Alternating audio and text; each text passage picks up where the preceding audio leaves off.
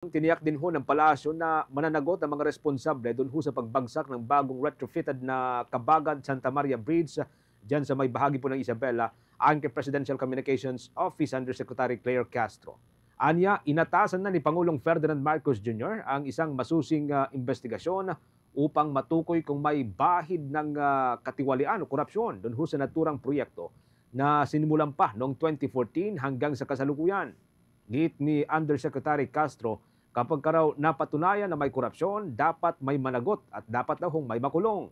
Gabi ng Pebrero 27, mga kabombon, noong bumagsak ang ikatlong bahagi ng tulay habang tinatahak ng isang dump truck na may bigat na 102 na tonelada. 6 ang naiulat pong nasugatan, kabilang ho dito ang isang menor de edad. Ang construction ng tulay ay nagsimula pa noong 2014 at natapos nitong 2019. Nagpatuloy po ito hanggang nitong Pebrero 1 ng taong kasalukuyan sa halagang 1.22 billion pesos. Ang proyekto ay sinagawa sa ilalim po ng isang construction company.